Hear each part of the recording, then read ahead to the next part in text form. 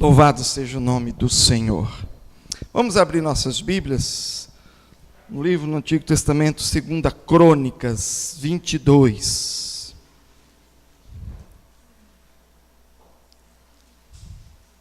Reis, Crônicas, livro de 2 Crônicas, capítulo 22. Apenas o verso de número 3.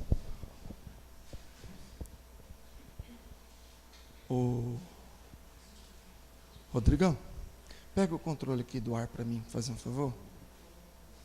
Ali na janela, ó. Que ele está muito aqui embaixo, põe ele mais para frente. Não, dá aqui para mim. A espátula está muito para baixo, eu tenho que pôr para frente. Obrigado.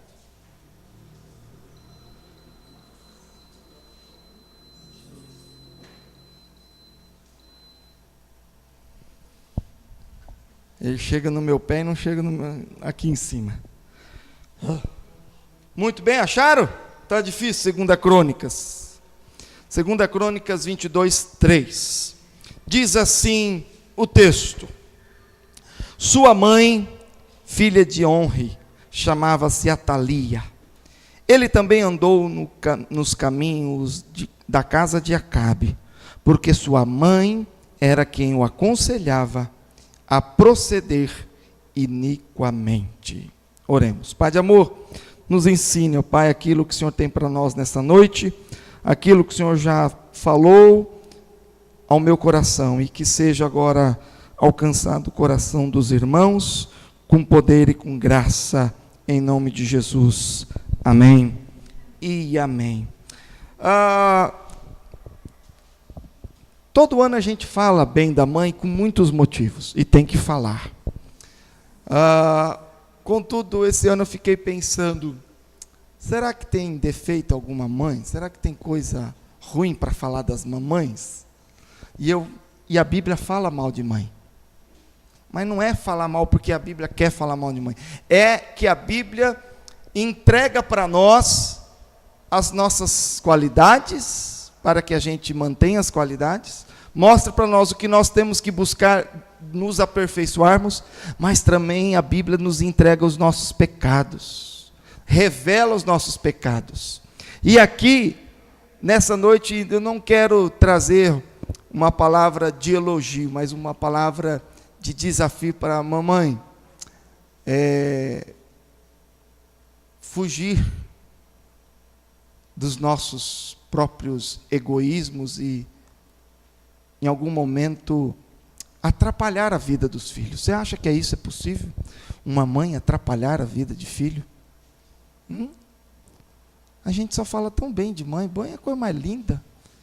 O pastor fez um artigo elogiando que mãe nunca morre, só coisa boa, deixa coisa boa no coração. Mas se a mãe também plantar o mal, a maldade dela vai ficar para sempre também. Traumas que ficam no coração de mãe, e serve para o pai também, amém, os pais? O que nós plantamos no coração dos nossos filhos são marcas, como marca de boi, cravada, marcada a fogo.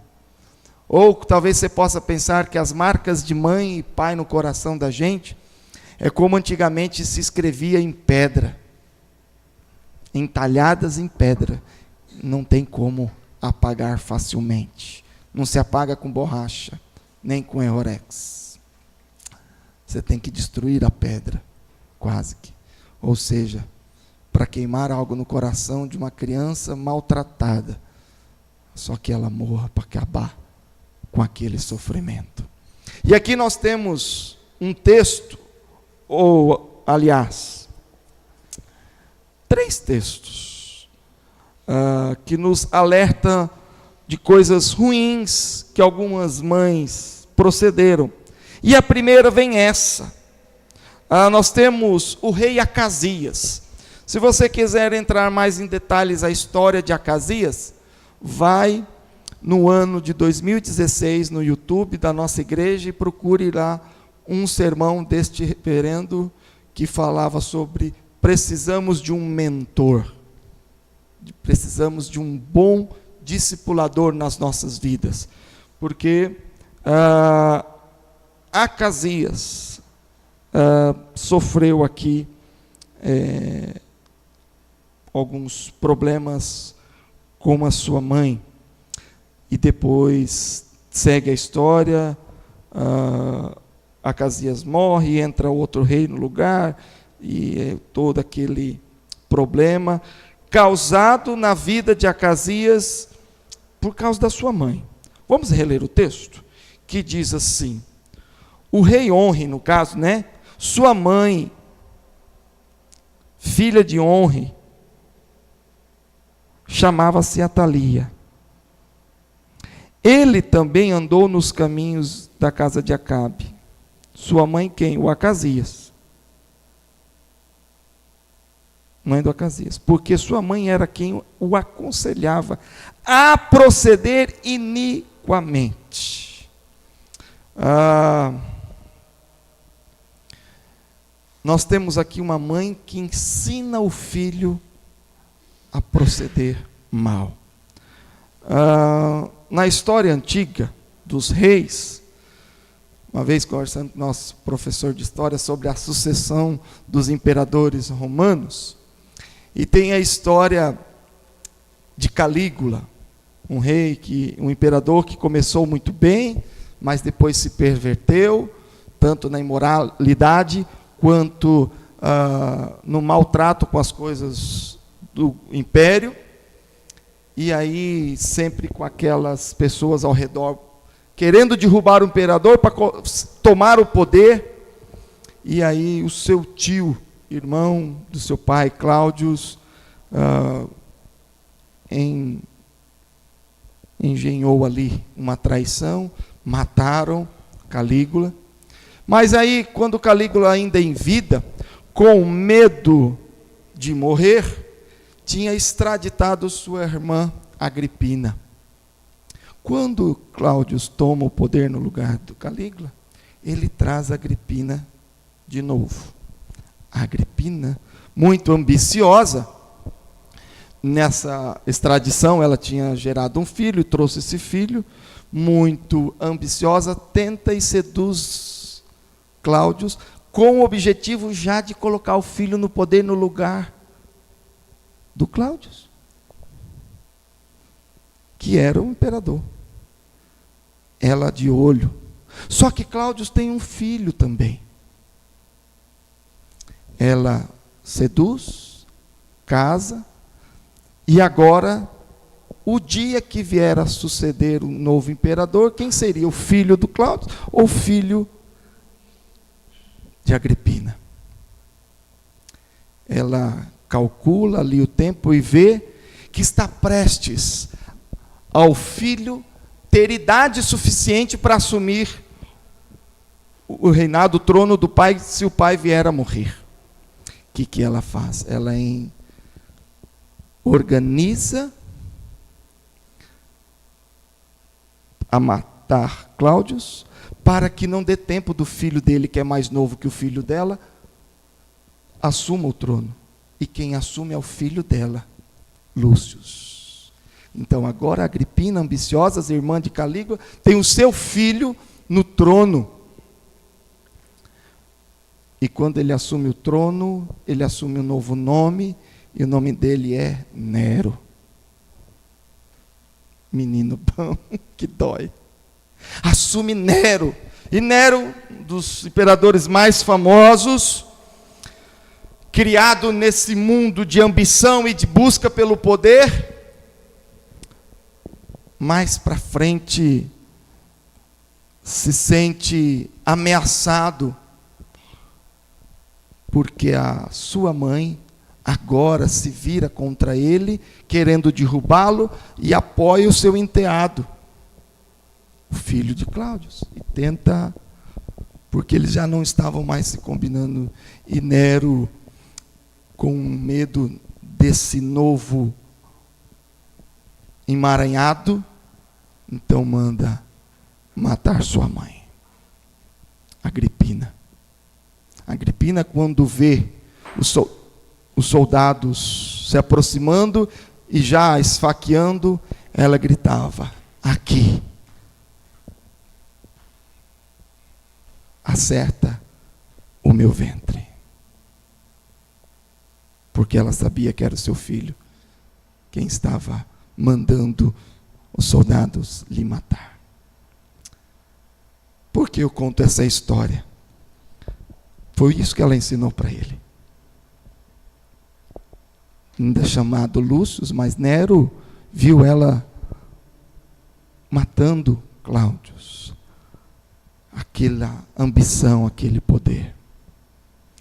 Cláudio já tinha nascido no exílio porque o seu tio Calígula já tinha mandado sua mãe embora, com medo também. Então essa briga de poder, e ele nasceu nesse emaranhado de morte e ambição. Foi isso que ela ensinou para o seu filho. E a história secular não é diferente desta história de mães que não procedem bem. O profeta Isaías, no capítulo 49,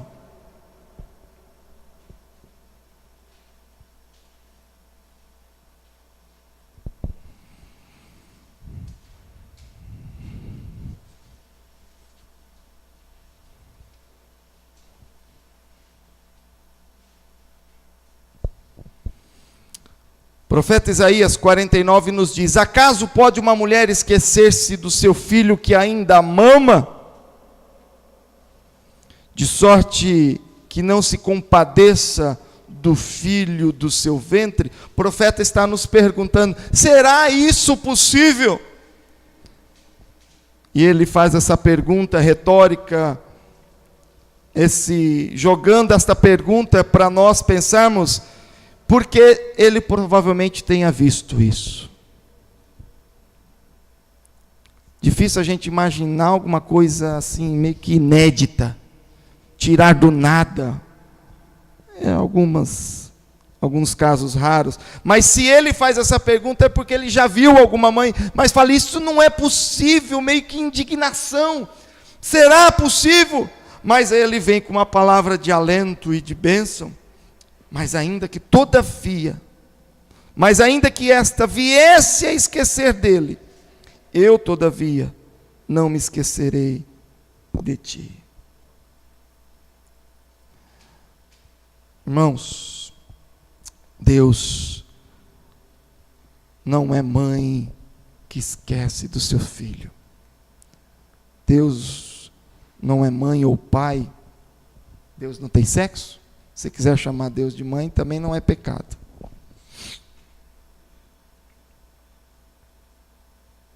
Porque é Deus quem nos gera, Deus quem sopra vida, Deus quem dá vida a todos nós. Eu creio que, apesar de toda a maldade humana, apesar da má educação que alguma mãe, por talvez maldade do coração, ou por falta de conhecimento das coisas de Deus, pode educar mal o filho. Aí, Deus vem com sua misericórdia e com seu amor. Deus se compadece de maneira poderosa.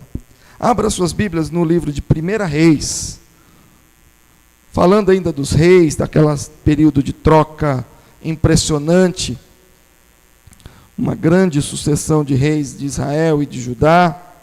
1 Reis, capítulo de número 15. 1 Reis 15.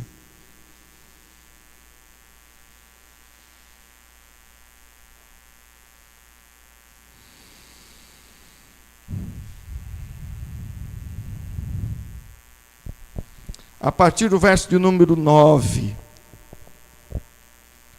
1 Reis 15, 9. No 20º ano de Jeroboão, rei de Israel, começou Asa a reinar sobre Judá.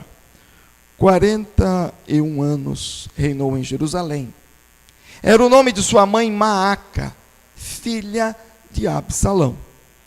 Asa fez o que era reto perante o Senhor, como Davi seu pai, porque tirou da terra os prostitutos cultuais e removeu todos os ídolos que seus pais fizeram, e até Maaca, sua mãe, depois da dignidade de rainha, ou seja, tirou da dignidade da rainha mãe, porquanto ela havia feito ao poste ídolo uma abominável imagem, pois Asa destruiu essa imagem e a queimou no vale de Cedron. Amém? O que aconteceu? Asa, rei de Judá, filho de Maaca, essa mãe idólatra, construiu um altar, mas o filho não aprendeu com essa mãe.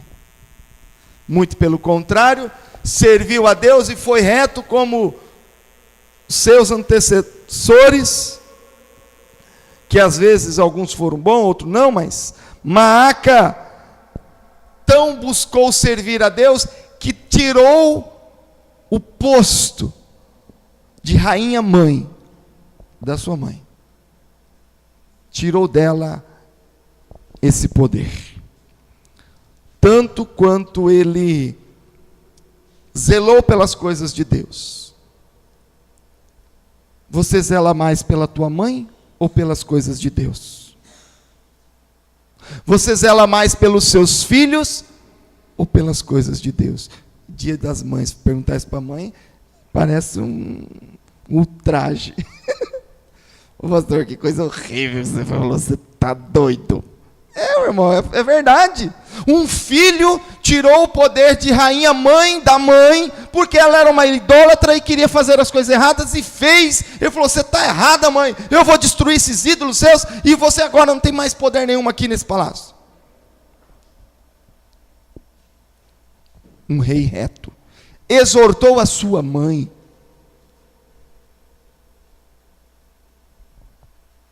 Coisa impressionante. Tem mãe que acha que seu filho continua bebezinho. Meu filho não quer ser, meu filho é um bebezão. E talvez essa aqui queria dominar o seu filho, e ele falou que o rei aqui agora sou eu. Aqui são as coisas de Deus. Filhos que lapidam sua herança para ser melhores e não reproduzem os erros dos vossos pais, como aqui Asa não reproduziu os erros de sua mãe Maaca. Quero trazer o texto de Provérbios 14 para os irmãos. Lá no meio da tua Bíblia é Salmos, depois Provérbios. Salmos, Provérbios. Mãe, eu te pergunto, que tipo de mãe você é? Tipo Maaca e Atalia, que reproduz os erros dos seus antepassados, da vovó? Você, mãe, cuidando do filho, você reproduz os erros, a idolatria. A minha mãe fazia assim, eu vou fazer errado. Ei, Maria vai casuta. Minha mãe me ensinou assim, síndrome de Gabriela. Não, faça o que Deus te ensinou, o que a palavra lhe ensina. E seja uma mãe reta aos olhos de Deus. Texto de Provérbios 14:1. A mulher sábia edifica a sua casa, mas a insensata com as próprias mãos a derriba. A mulher sábia edifica sua casa, mas a insensata com as próprias mãos, trocando a palavra, destrói, derruba. Se você quer saber o que é mulher sábia, vem na escola dominical, né, doutora Carla? Certo? O que você entende por mulher sábia? É uma mulher sabida, esperta, ligeira? Não é isso não. Talvez a Thalia fosse muito esperta. Talvez a Agripina fosse esperta até demais. Ligeira. mas não procedia como o Senhor se agradava. Porque a inteligência, Fernandinho Beiramar é inteligente demais da conta. Pensa no homem inteligente, é aquele homem.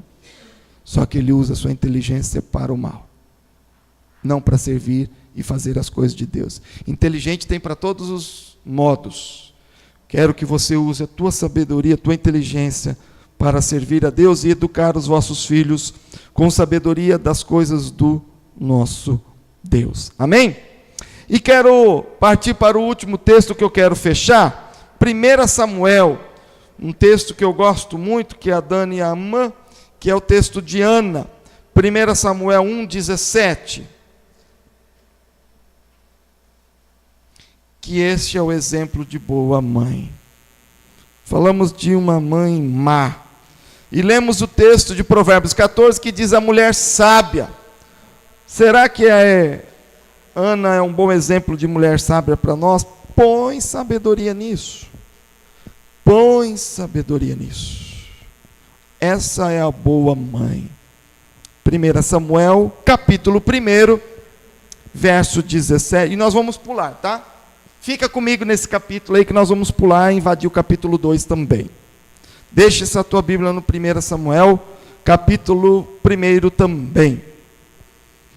Muito bem, o começo do capítulo diz aí da esterilidade de Ana, suas orações ao templo, sacerdote Eli meio que caçoando dela, falando que ela estava embriagada logo cedo.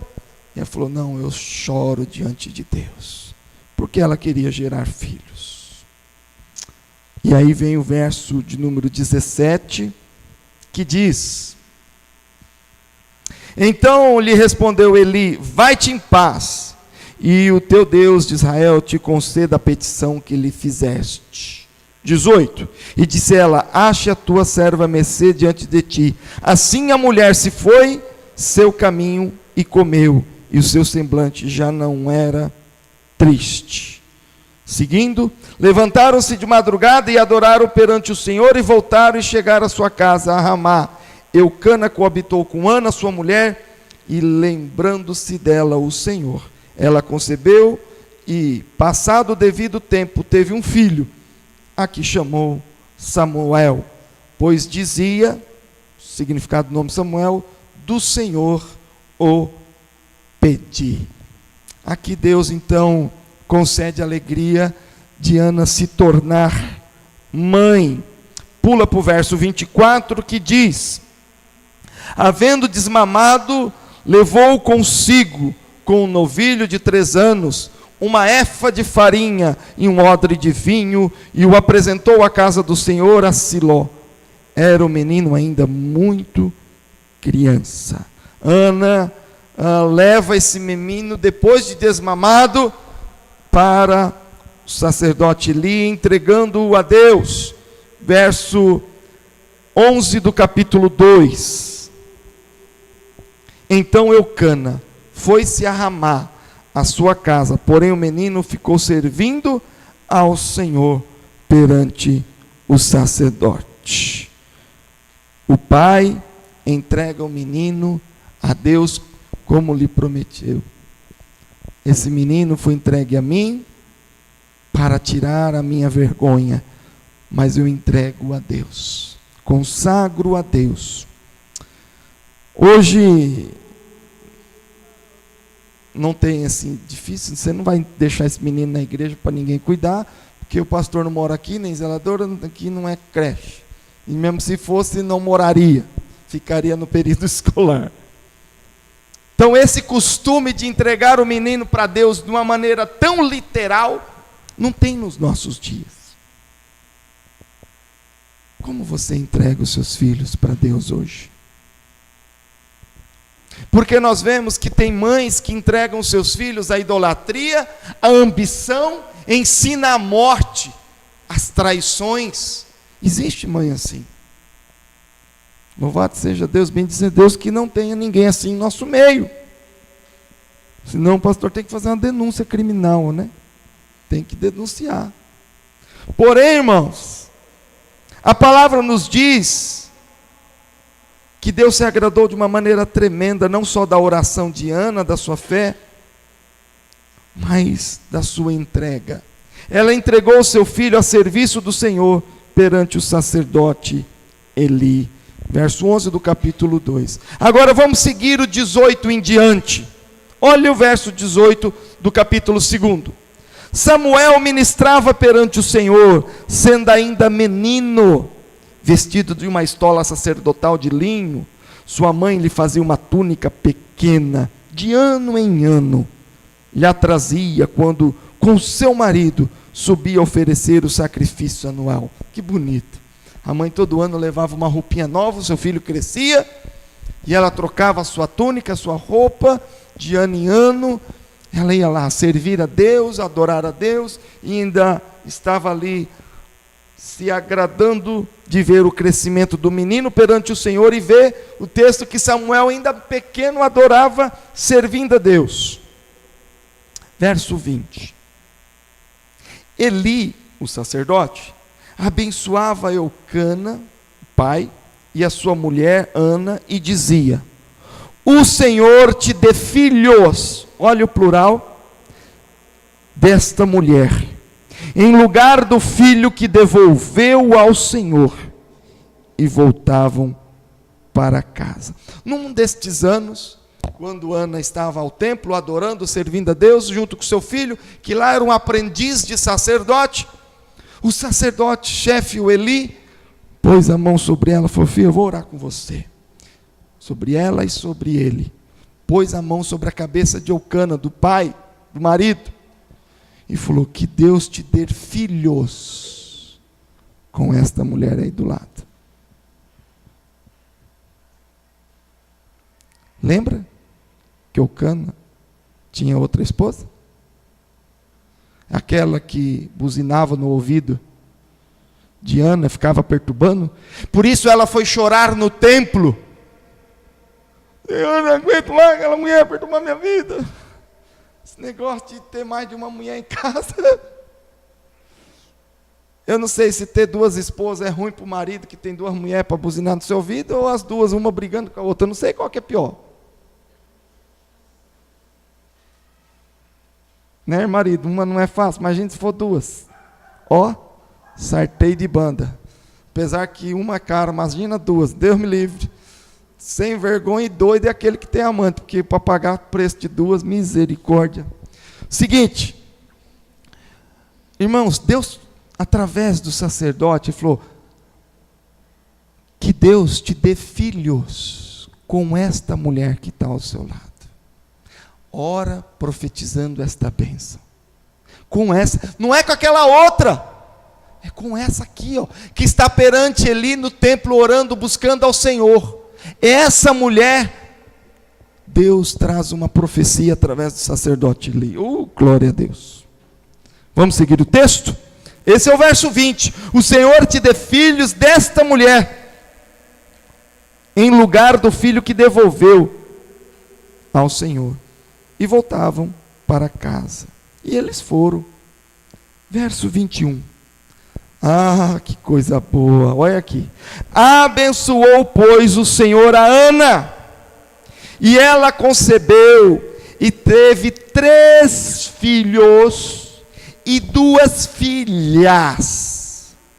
E o jovem Samuel crescia diante do Senhor. Faça a matemática. Teve 2 meninos e 2 meninas. Ana, depois desta profecia de Eli, ela teve mais 5 filhos. Se nós contarmos com Samuel, o primogênito, 6 filhos da mulher que era estéril. O que você tira disso? O que Deus fala ao teu coração? O que Deus nos instrui? Se nós olharmos para a história de Maaca, de Atalia, mulheres que transmitem ódio, guerra, pecado de idolatria, Se nós olharmos para a história e vermos Agripina, que ensinou morte também, ambição, guerra, traição, brigas, contendas. Mas Ana ensinou aos seus filhos servir ao Senhor. Ana só tinha um filho. E esse único filho, ela entregou nas mãos de Deus.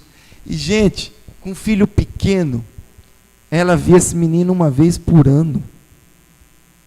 Eu tenho um sobrinho no Mato Grosso. E quando meus sobrinhos eram pequenos, a Dani, que é família de sangue dela, né?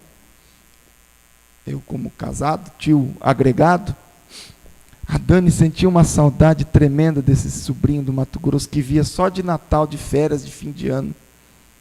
É difícil, né? Uma vez por ano. Quando o sobrinho chegava no outro dezembro, a Dani falava, nossa, como cresceu, está diferente. Ana via o seu filho, não era o sobrinho, via o seu filho uma vez por ano, quando ia ao templo. Irmãos, Ana entregou, educou, e o que ela recebeu no coração, o que ela sentiu desejo no coração, ela cumpriu.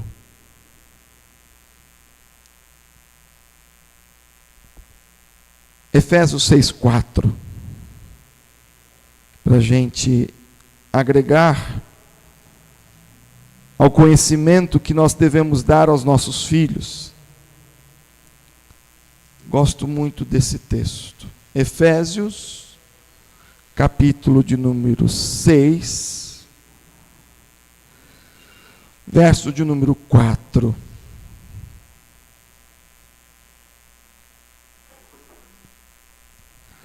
O que Deus, através de Paulo, nos ensina como pais? A colocar no coração dos nossos filhos. E vós, pais, não provoqueis vossos filhos a ira, mas como devemos criá-los?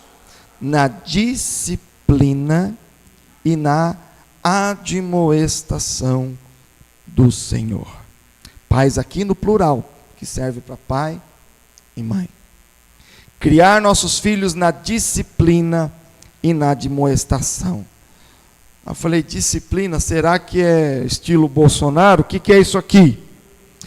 Disciplina é lei, regra, autoridade.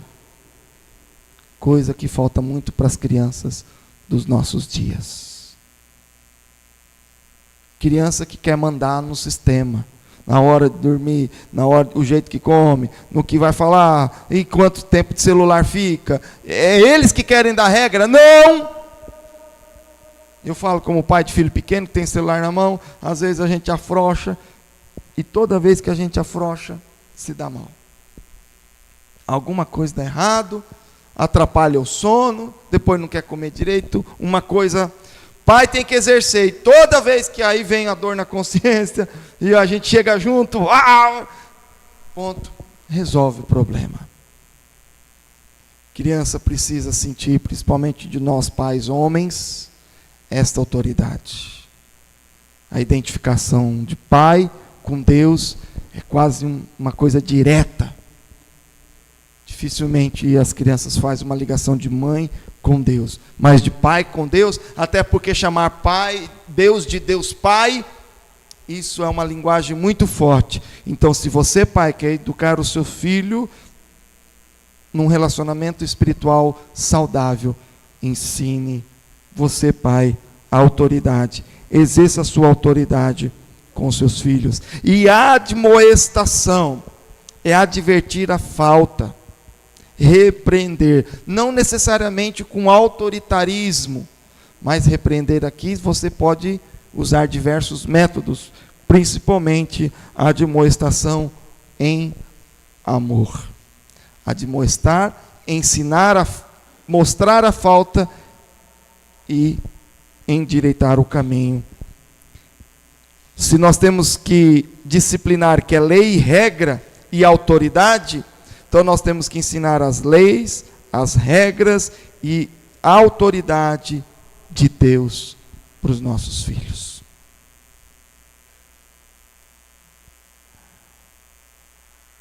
Quando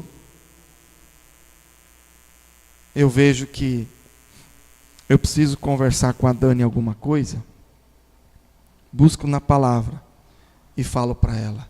É Deus quem está dizendo. Vamos obedecer, eu e você. Acabou a discussão. Porque agora ela não discute mais comigo. Se ela quiser, ela que vai pecar e brigue com Deus. Com os filhos é a mesma coisa, mãe. Não queira impor só o que você pensa, mas imponha o que Deus pensa para os seus filhos. Admoestar na palavra do Senhor, condenando todo tipo de pecado, e ensinando a criança no caminho que deve andar. E fecho com Provérbios. Ensina, dá para falar decor? Ensina a criança no caminho que deve andar, e ainda quando for velha, não se desviará dele. Dele quem? De Deus e do caminho. É possível nós marcarmos o coração dos nossos filhos de uma maneira muito ruim, mas que essa não seja a marca que as irmãs deixem no coração dos vossos filhos nessa noite. Achar que você é uma mãe maravilhosa só por ter gerado. Não. Porque depois de gerar, você vai ser chamada de mãe, mas uma mãe como essa, a Thalia, uma mãe como Maca, que ensina a espiritualidade errada, mas que você seja uma mãe Ana, que ensina o caminho do Senhor, que entregue os seus filhos a Deus. Não sei de que forma. Se o teu filho for um dia missionário pastor, é outra novela. Mas que ensine o caminho do Senhor. Às vezes eu falo para as mães, convidando para vir na igreja. Vamos lá, mãe, tem igreja, tem aquelas desculpinhas que não quer vir. Aí eu faço uma segunda tentativa. Se a mãe não quer vir para a igreja, eu jogo ela para a segunda. Eu falo, mas nem o teu filho você vai levar? Você que ama tanto o seu filho, você não vai ensinar o caminho do Senhor?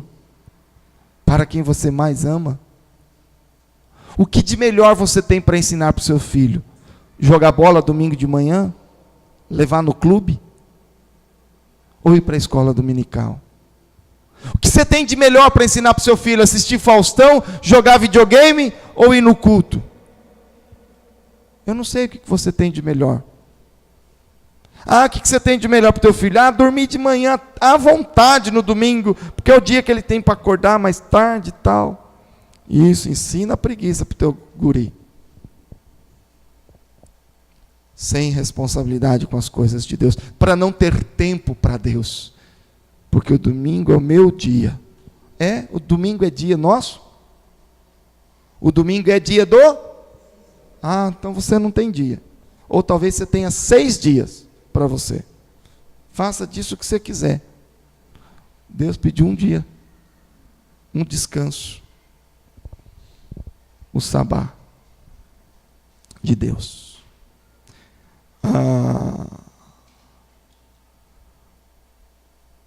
Não é para descansar o corpo tão somente. Você deixa de trabalhar no dia das coisas secular, o sustento da tua casa, mas você descansa de um trabalho e faz a obra do Senhor. Me admira ver os testemunhos de Jeová, domingo de manhã, bater na porta do povo com as suas maletinhas, entregando revista e panfleto, enquanto tem gente que acha terrível acordar de manhã. Graças a Deus que nós estamos aqui, que Ele pode bater na minha porta à vontade, porque eu estou na igreja. Deixa eles bater lá. Mas, irmãos, O que nós temos feito no domingo? Nos regalando? É para nosso prazer ou é para servir ao Senhor? Vamos orar mais uma vez? E você, mamãe, curva teu coração, sua mente diante de Deus e faça nessa noite uma avaliação. Que mãe é você? Uma mãe Atalia ou uma mãe Ana? Uma mãe que educa seus filhos no caminho do Senhor ou deixa eles ser guiados pelo próprio coração imaturo? Deixar ser guiado pelo mundo, pelos prazeres do mundo, pela preguiça ou por qualquer outro prazer? Ensinando o caminho do mundo, da ganância, das brigas, da busca por dinheiro, por poder, ou ensinando a amar o próximo, ensinando como essas crianças aqui à frente, declarar o seu amor às suas mães, declarar o seu amor a Deus, aquela peça maravilhosa no dia da Páscoa que tivemos dias atrás, ensinando a salvação aos seus filhos. O que você tem ensinado? Oremos.